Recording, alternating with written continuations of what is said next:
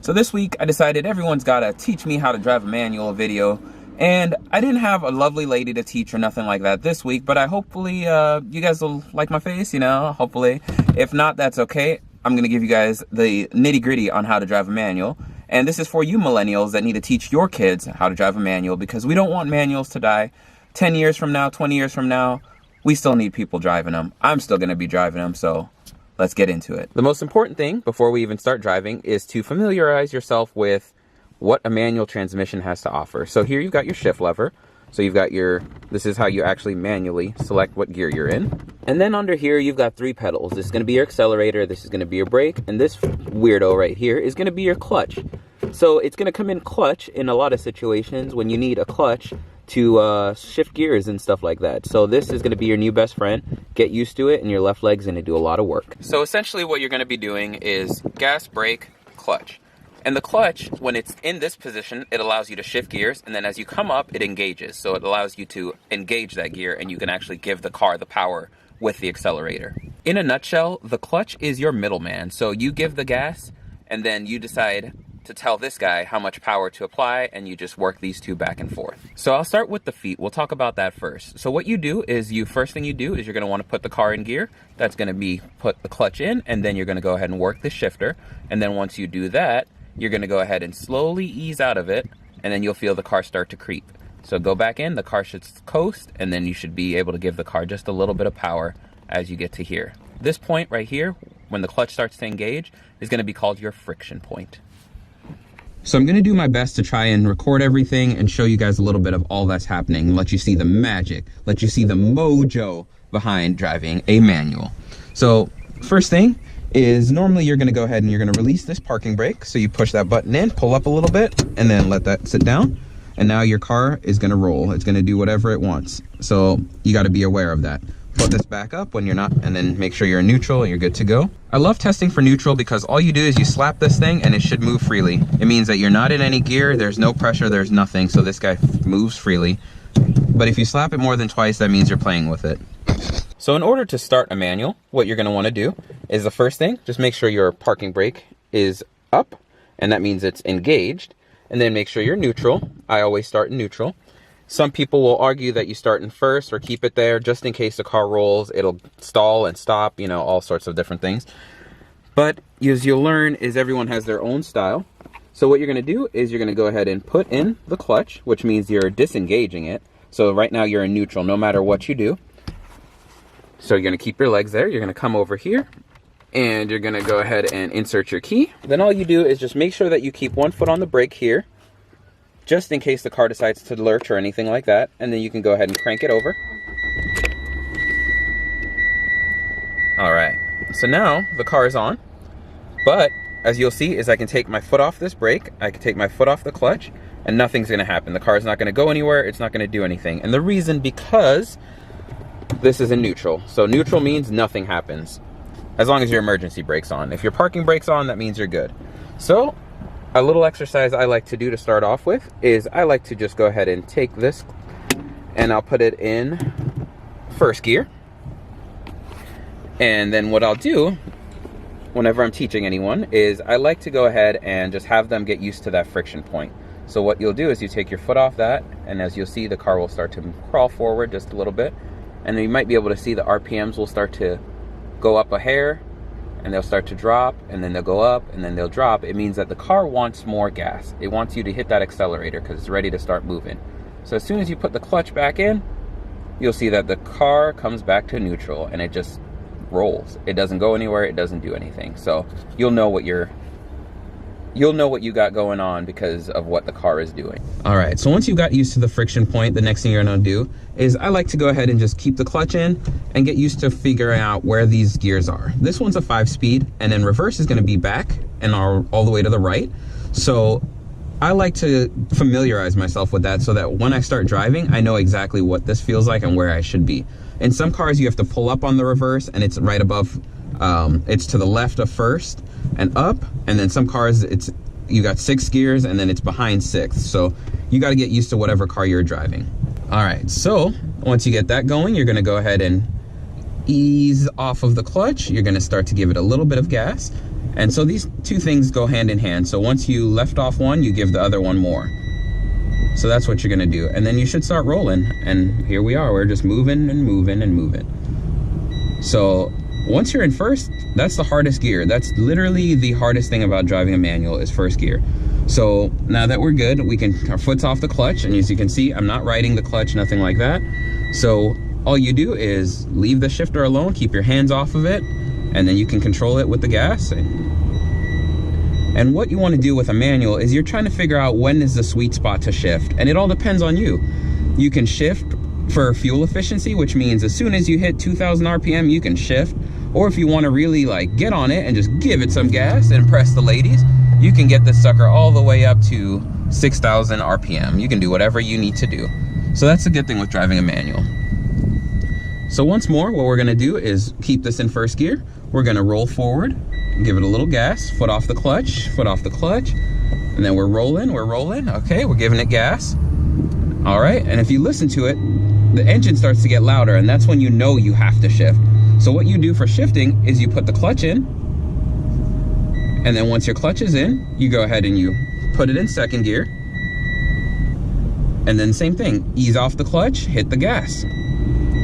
And now the car should feel a little bit more tame. It shouldn't feel like you're fighting it or anything. So you should just be able to cruise around and enjoy driving this awesome manual transmission. It's just that simple, right?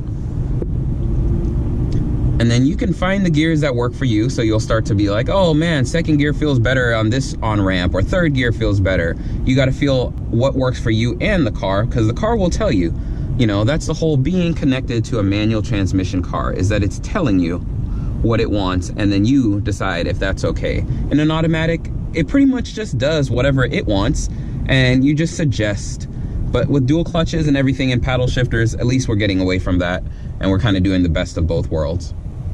So the next thing I want to talk about is whenever you're coming to a stop, you have two options. You can either put the clutch in, hit it in neutral, and then just coast, and then use your brake as normal, come to a stop, and then once you've come to a stop, in gear, back in first, and then do everything all over again. Gas, clutch, pedal, all of that good stuff. So it becomes a little dance that you do with your feet, and you just kind of get the hang of it. It all becomes second nature. The other option is called downshifting, and it's a little bit more complex. This involves knowing the car really well and knowing RPMs and understanding what gear you're in. And so the best way that I can explain this is, it's like if you were coming to a stop, and let's say you were in third gear and you were coming to a stop, what you could do is you can put the car in second gear, clutch in and everything, and then what you have to do is you give it a little bit of gas so you can rev match, and you try to get the RPMs a little bit higher so that when you put it in gear and then you get your foot off the clutch and ease out of it, then it's a nice smooth shift. So rev matching is super important. You never want to just dump the clutch and get on the accelerator. You want to do like a little dance. The smoother you are, the better you are. You know, they could tell a lot by the way that you perform based on how you dance. And so think of this as just that. All right, so I'm gonna show you guys a little bit about this downshifting. So you're gonna go ahead, we're gonna put it in first. We're gonna start coasting. Here we go. All right. RPMs are getting a little high, time to shift. Clutch in, second gear. Do my little dance with my feet. Look at that, nice and smooth. And we're coasting and we're coasting, and we're just gonna get up to speed just a little bit. And so what you wanna do is same thing, time for third. So clutch in, third gear, do my little dance. Right foot goes down, left foot comes up, and we're moving, and that's okay. So now, what's gonna happen is we're gonna need to come to a stop. And what you can do is you can put this clutch in, hit the brake a little bit, hit a little bit of gas, then do that, then give it a little gas, and then cruise to a stop. And then once you're at the stop sign, clutch in, neutral, check both ways before you cross the street, and give it a little gas. Clutch in, shift. There we go. Look at that. It's like riding a bike. So easy. It's just a dance. So clutch in, third gear, do my little dance with my feet, and then you can get on it, give it a little gas, do what you need to do, But here we are, we're now going 30 miles an hour, and the RPMs are at 2 grand. You can sit there and enjoy it. We've got a little bit of power if we need it, but we're not also killing our fuel economy. So now it's your decision, you know, no one's gonna tell you what to do. But I'm gonna just keep it right here in 3rd gear because I'm just making a little loop around this parking lot. You always wanna be on a nice course where you have control of things.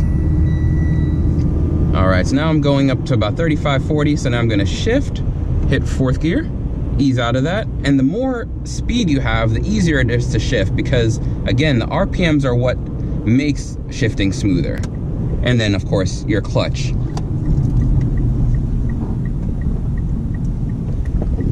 All right, but it's just that simple. And then a stall is pretty aggressive and violent, but a stall is not the end of the world. I mean, it's scary, but you get over it. It happens to the best of us. As I always tell the ladies, this doesn't usually happen. And they shrug it off, they laugh, and it's a good time, and we move on. And then I make sure I don't do it again. It's just that simple, right? A lot of cars nowadays, they'll rev match for you, they'll do all this fancy stuff, so you don't really have to. So if you get in one of these, like a 2005, something like that, that doesn't have any of that fancy tech, well, then you really do learn to drive a manual. On my Subaru, I was lucky enough to have hill assist, all that good stuff. It holds the car on the hill, so that way you don't have to slide backwards and look like a goof. But it's just really simple. There's nothing to it.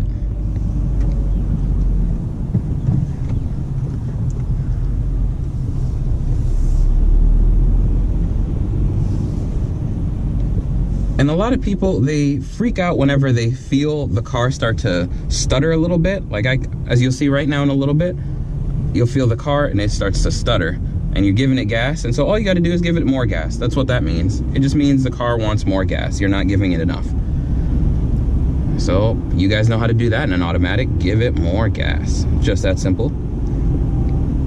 If you guys are keeping track, count how many times I say just that simple, and be sure to let me know, because that seems to be my phrase for today. The one thing you don't want to do is have your RPMs be too high and try to go into a gear that's way too low. So if you're going 80 miles an hour, you will not be in 2nd gear. You will not be in 3rd gear in a car that has only 5 speeds, unless this is like some race car that has super tall and long gears. But most cars, that's not where you'll be. So again, you become familiar with the car, you start to learn it, and it becomes second nature. All right, dudes and dudettes, if you guys have watched this video, then hopefully you can drive a manual a little bit better. There really isn't much to it. I said I'm gonna make it a quick nitty-gritty, like this is how you move a car and all this good stuff. So it's really just that simple. Yeah, there's another one. But thank you guys again for checking out another episode of LJ's Garage. On the next video, I'll be sure to find a pretty lady for you guys to see me teach how to drive a manual. But until next time, be sure to hit that subscribe button. Thank you guys for checking out the video.